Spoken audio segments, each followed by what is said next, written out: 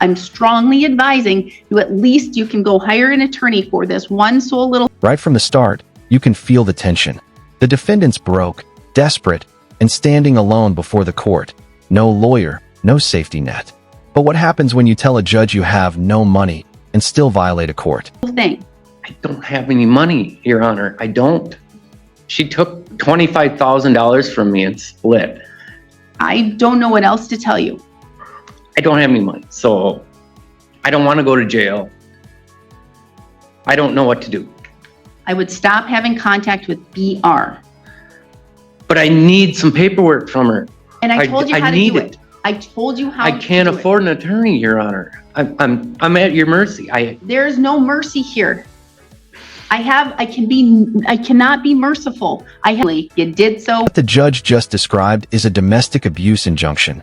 Basically, a no-contact order on steroids. Even a text, a call, or a third-party message can count as a violation. And yes, that can send you straight to jail. Question for you all. Should someone be jailed for simply asking for their documents? Or is the law right to be this strict? Understandingly that you violated an injunction, which is a restraining order as people know it in lay terms. An injunction where you're not supposed to have any contact at all in any way, shape, or form at all with an individual in 24 CM 120. So they're alleging on June 13th, 2025, you violated that. You broke the law. You had contact. Don't say a word. You could, upon conviction, you could be fined not more than $10,000 and have incarceration of not more than 9 months in jail. So that's that maximum penalty associated with the charge and what the state would have to prove. Okay, and it's alleging that you did have contact, you knew you had contact, and you knew you weren't supposed to have contact with that domestic abuse injunction, okay? I would not say any facts about the case because anything that you say here today can be used against you, okay? But if you have a question, an administrative question, I can answer that. I spoke to Jose and he didn't help me at all. I had a lot. Not supposed to. He's the state. He's on the opposite side. Oh, I don't know how this works. Okay. I have no idea how this works. He's the attorney that prosecutes you, that he's wanting to protect the public interest and the allegations in both of these complaints because they're very similar. So he's not the guy who can help you.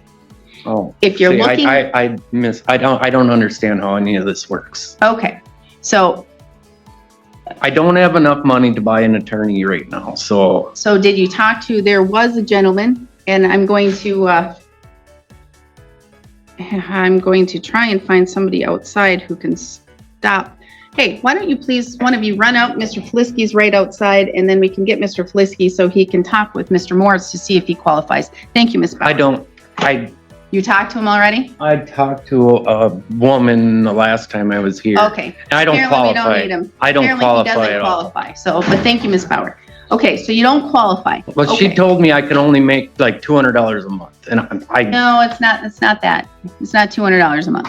It's like you probably own property. If you own property, yeah, I do. Then that's what I own cut you quite out. a bit of property. So, what you would probably like to do is retain. System bites hard. The court does offer a court-appointed attorney, but it's still at the defendant's own cost. Think about that. You're told to get a lawyer, but only if you can pay. It's like being stuck in a maze with no exit. Fair? Maybe not. Legal? Absolutely. Your own attorney or apply for a court-appointed attorney, but that's still at your cost, and you'll still need to have money down. But if that's the route you wish to go, then you need to go outside and get that application when we're done here today. Fill it out today. It can't be any later today because I'm not going to wait until the next hearing to have you go, oh, I didn't do it. So you have to go fill that out today if you want a court-appointed attorney at your cost. It's $100 an hour, but that's far less than the other attorneys. You can pay $300 or $400 an hour for a private attorney. You can go that route too. That's totally up to you. But otherwise, it's a reduced rate at $100 an hour. Having these cases, you would need to pay $350 down. I don't have any money, Your Honor. Okay, so at this time, you're representing yourself, and that's fine, and you can do that. Not guilty plea is going to be entered on your behalf on this charge, as well as the last charge. But Mr. Villa, you're not his attorney. You don't represent him. He tried to talk to you about the case, but So with regards to this matter and your boots that you fill, what is an offer that can be presented? Your Honor, at this time, I cannot present an offer. We have further cases that are coming down the pipeline, so I'm going to do a global. Okay, so there's more referrals of the same-ish thing? Yes, Your Honor. Okay, so you can understand, Mr. Moritz, that The frustration boiling over. He insists he's not abusive, just desperate to get his paperwork back. But here's the tragic part. In domestic injunctions, intent doesn't matter. Even if he's right, the moment he reaches out, he's breaking the law. Sometimes justice feels more like survival. from what Mr. Vila is saying is that there are more allegations of you doing the very same thing, and it looks like more charges, more cases are coming down the pike. Okay? So It's all Greek to me. all I can do is, all I can say is I can strongly advise you that you need to not have any contact, not only because it's criminally hurtful, but because you have a domestic abuse injunction. Zero contact with BR. Zero contact. No texting, no talking, no swearing, no pushing, no third-party contact unless it's through an attorney. Can I talk to you? I may not be able to give you any answers. This is my situation. I don't know if you want to tell me your situation, because again, I want to. I want you to understand. everything, I can't understand. Everything that you say can be used against this gentleman right over here, and he can use it, and he can use it even if it hurts you. But I need to talk to her because she did all my business work, all my taxes, and I need some documents from her to get, Can't. but I need that, and she will not give me, that's why I keep, I would stop. I would stop right now, because the I just law don't says- understand what's happening. I don't. I didn't abuse anybody. I've never abused Here's the anybody thing, in my but life. there is a domestic abuse injunction. It's false allegation Well, it's in effect. because she came to the court first. I am telling you right now, I'm Shut not up. going to go look at the case. I'm not going to look at the facts. I'm not going to do those things. Well, someone needs to. There is in effect a domestic abuse injunction that says absolutely zero contact, none whatsoever. No text messages, no calls, no thinking hypothetically, or not hypothetically, thinking towards her, no talking to people, not trying to do anything that has any contact with BR at all. Not at all. And if you need contact, you want to know, it says in the injunction, I can tell you right this because it says in the injunction, you can have zero third-party contact unless it's through an attorney. So that's your option. I don't have any money, so I don't. Yeah, my life's in your hands, Your Honor. It's not in my hands. It's in your hands, because I don't make the choices and I don't have the conduct you do. You're the one who understands what the law is prohibiting, and you continue to do it the only way. And through that injunction, it says attorney.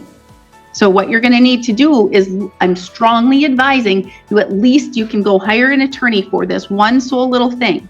I don't have any money, Your Honor. I don't. She took $25,000 from me and split. I don't know what else to tell you. I don't have any money, so I don't want to go to jail. I don't know what to do. I would stop having contact with BR. But I need some paperwork from her. And I told you how to need do it. I told you how I to can't do it. afford an attorney, Your Honor. I'm at your mercy. There's no mercy here. I cannot be merciful. I have nothing that I can do right here at this time. An injunction says zero contact, any way, shape, or form, I understand. except through an attorney. So you know the I understand. fix, I understand. and you have the fix. You just have to figure out, problem solve to get to that, to be able to get what you need. I can't give you authority to do that. I understand. So what I'm going to do, how long do you think it's going to take you to review these new referrals? Your Honor, less than 30 days. December 10th at 9:45. December 10th at 9:45. We're going to have the next hearing, and that's a status, and most likely it's going to be further initial appearances. Again, all I can say is from the injunction, Mr. Moritz, and I'm trying to tell you your path and the thing that you can do. You need an attorney to just have that communication. And I know you say you don't have money, but here's the thing. Have you talked to an attorney to see how much money it'll cost just to have that communication? $1,500 retainer. Well, how many attorneys did you talk to? Benson. Oh, one. There's multiple other attorneys to talk to that don't charge $1,500 retainer just to send a letter to try and get business documents. There's more than one attorney in the world, okay? Classic confusion. What's a signature bond? In simple terms, it's like a promise note to the court. You don't pay up front, but if you mess up, it becomes real money.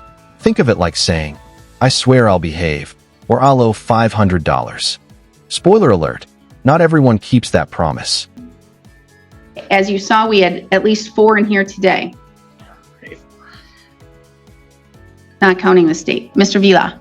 Your Honor, it does appear that we also need to set bond for these cases. All right. The court is going to do $500 signature bond. Okay, $500 signature bond. Absolutely no contact with BR or residents. I have a question. Yes. What does a signature bond mean? A signature bond means you're going to sign the bond. You're going to understand the conditions. You come to court, you follow the law, you don't break any of the conditions. And then if you do great and you don't violate any of those things, then you're fine. You're just signing by your signature. You're saying, I'm agreeing to abide by this. If you violate, not only can the court convert that to cash, well, they have to pay $500 bail, but the state has the ability to charge you for what's called bail jumping. Okay? You're charged with misdemeanor. So if you violate any I sign this bond, and if I don't communicate at all, I don't have to pay money. I don't understand. Correct. You don't violate the bond. So what do I sign that today? Yes, you'll come up here and sign it right here today. Okay. I strongly encourage you to either find an attorney and retain that attorney, or to apply for that court-appointed attorney. Okay? And you'll fill out the whole application, but I need proof of your income as well as. I don't have it because I don't have the documents. Don't need those documents. I just need you to tell me, I make this much, and this is under perjury. So I make this much a month. I don't make a steady income. I've been self-employed since 1997. I understand. You used to cut our grass here. I understand that. I did, and I lost my job because of this whole situation of false allegations. Mr. Moritz. I don't understand any of this. I've never been in trouble with the law. Here's the thing.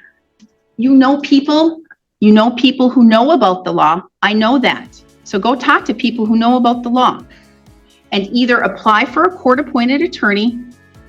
That's an option right there. And you don't even have to say, I don't need to know, I make $100 this month, I make $300. Well, that's the thing. It all depends on the weather. If it rains, I mow. If it snows, I plow. If it doesn't rain or snow, I don't make any money. You have an idea. You have an idea of how much you make, okay? You have an idea. I don't make enough to pay my mortgage right now. It's been dry for 6 years. Then it sounds like you could look at other employment opportunities as well. But here's the thing. I'm 49 years old. I'm not going to argue with you. I don't want to argue, Then Judge. stop. I just want to go home. I gave you my options. You have those options. You need to choose one of those options because it sounds like it's going to get a little bit deeper because the state has more referrals. I don't know how many, but it could be 2 or more cases, 2 more referrals. I text a couple times. An injunction means no contact, none. I understand. What if she contacts me though? I'm not allowed to contact. Ignore it. Can you make sure there's no contact on the phone? That's what I said. Oh, okay. Just want to make sure. By now, the courtroom feels less like justice and more like exhaustion. He's pleading, the judge is done explaining, and we're left wondering, did the system help him or just bury him under rules? What do you think, mercy or law? Drop your thoughts below. So If she contacts you, you do not even respond. I can't talk to you because that's violating. Sounds like it's, you know, kind of lopsided. Why can she contact you and you can't contact her? That's what I don't understand. That's the law. See, I don't understand the law. I'm not a judge. I'm not a lawyer. Block her.